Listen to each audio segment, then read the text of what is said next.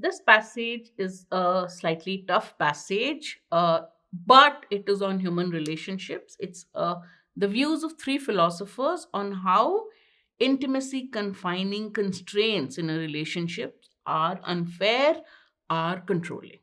Right? When you constrain, when you stop people from being intimate with somebody else because you're in relationship with that person, that is unfair and incorrect.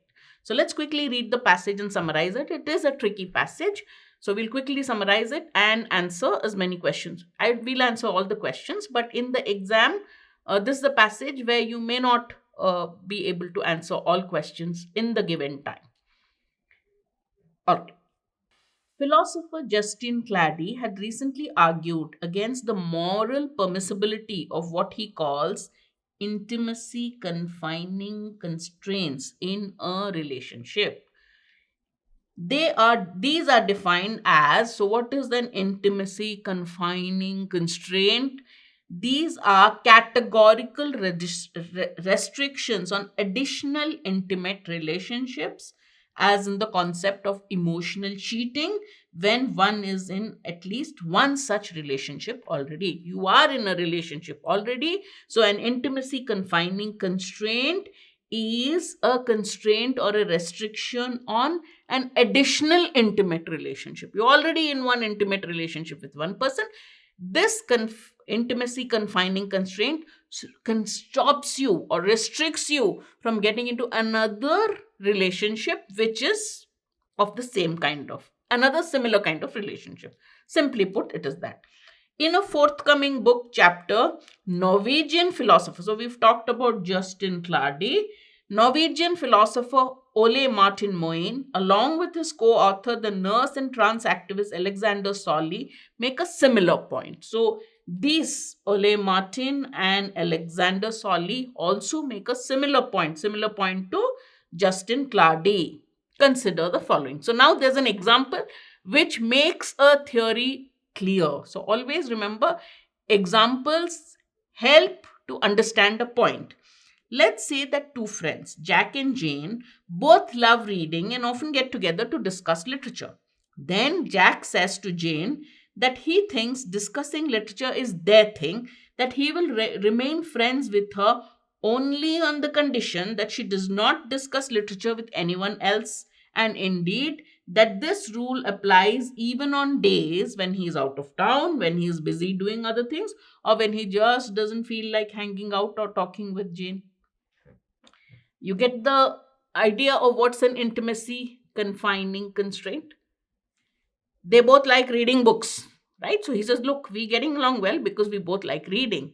But he is now putting a condition that, look, you should not get into this reading thing with anybody else. Even if you're not reading with me, you should not read with somebody else. That is the constraint he is putting. That's the version of the argument from Moen and Solly. In this case, they remark, it seems clear that Jack's requirements are not okay. They are controlling, they are restricting beyond what is acceptable. Let's say we agree. Okay, I'll say, okay. Importantly, Moen and Solly continue, Jack would not be able to justify this requirement by appealing to the claim that, in fact, Jane only wants to discuss literature with him. So when if you confront Jack, he'll say, listen, that's not a restriction. Jane also doesn't want to read with anybody else. She only wants to read with me. The reason this justification does not work. Now, this justification, according to the author, this justification doesn't work. Why? Insofar as this really is the case, if this is really the case, also the justification doesn't work because the requirement is redundant. The requirement is relevant. You can't read with anyone else. This condition kicks into action only insofar as Jane might, in fact, want to discuss literature with somebody else. So this restriction kicks in the moment Jane wants to read with somebody else, right? The requirement now serves the purpose of discouraging her from doing so. Jane reads with Jack. Jack now tells her, listen, you shouldn't read with anybody else. And he defends himself saying, look, she also doesn't want to read with anybody else. But the authors say that justification is not fair. Why? Because your restriction kicks in only when she wants to. And the fact that you have put such a restriction will discourage her from seeking to read with somebody else. All right. But if exclusivity requirements are not okay in the case of friendships, why are they okay in the case of romantic relationship? So in friendships you don't accept this kind of restrictions. Why are they acceptable in romantic relationships? Well, you might be thinking, because friendships and romantic relationships are different in various ways that justify a different standard, because they both are different. In their respective writings, Clary, Moyne, and Solly address this and other anticipated objections, arguing that despite appearances, the claimed differences between a platonic relationship and a non platonic relationship do not amount to a morally different relevant distinction. And the distinction is not moral, whether the friendship is platonic or non-platonic. That distinction, that friendship is platonic while a romantic relationship may be non-platonic, that according to the authors is irrelevant. No one that can ground a categorical restriction on extra relational intimacy, whether physical or emotional, among romantic partners. So you should not put any kind of categorical restrictions on extra relational intimacy, that may be physical, that may be emotional, among romantic partners. They point out that many forms of sexual interaction do not risk pregnancy. So one of the things that they say, that you should not get into extra relationship, there's a risk of pregnancy and disease and things like that. So they said even that is irrelevant, right? They also urge that the alleged specialness, the special value of a romantic relationship need not be diminished by having other such relationships. Each person and so each relationship is unique. So whether you are in a romantic relationship or an unromantic relationship, there should not be any intimacy restricting constraint. That's what the passage is talking about.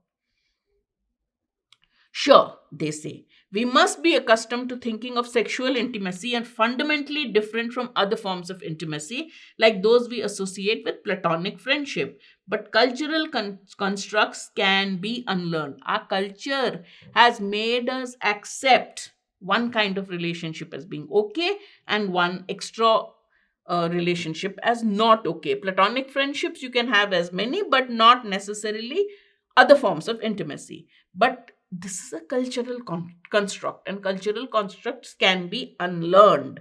Intimacies of various kinds can be important life goods. We should want our partners, just like our friends, to be as free as possible to pursue what is good for them. You should not put restrictions on your partners on intimacy. They should be free to do whatever they want to, right? Within what they want to pursue. You should not put restrictions on them. So they conclude, demanding monogamy of a partner lest you withdraw your care and affection from them or pull the plug on the whole relationship is an illegitimate exercise of power. It is controlling, according to these philosophers. Monogamy, or demanding monogamy from a partner, demanding that your partner be monogamous, is an illegitimate exercise of power. It can come voluntarily. You should not demand it, right? All right. Which of the following best represents the central purpose of the passage? Why has the author written the passage? So remember, in a central purpose or a main theme, the options, if the options are close, the so-called close options are generally may mention a point which has been mentioned in the passage, a fact that is given in the passage, but that need not be the main point. Some of you get confused in that this has been given in the passage, why is this not correct? That may be a point mentioned in the passage, but that's not the author's reason for writing the passage, right? That's not the author's theme or underlying theme of the passage, right? So let's look at the options. To argue that monogamy is a cultural construct that is unfair and controlling. Okay, let's just read the last line because it's important. Demanding monogamy of a partner is unfair and controlling. Monogamy by itself is not unfair. How can that practice be unfair and controlling? Your demand of that particular practice, if you demand it from your partner, that monogamy is the practice of having only one partner, right? In a marriage, right? You're married, you're committed to your partner. That's monogamy. That's the practice. The practice is not unfair and controlling. You're demanding that your partner follow that practice is unfair. Therefore, A has been stated in other words, not the main point, not the primary purpose. To present the arguments of some philosophers who assert that monogamy is controlling and excessively restrictive. No, the philosopher said any constraint on intimacy from your partner is controlling and unfair, right? So the same reason that you eliminate A, same thing, monogamy is not unfair. Demanding monogamy from your partner is unfair. Got it? So that's done. To describe the views of some philosophers who argue that placing intimacy confining constraints that in a relationship is controlling and unfair. True. To detail the arguments of three philosophers about monogamy, emotional, and sexual intimacy. These have been given as examples of how the intimacy confining constraints operate, but this is not the primary purpose to give you details. The details have been given as examples to support the main point that such intimacy in confining constraints are wrong. Got it? So the correct answer is C.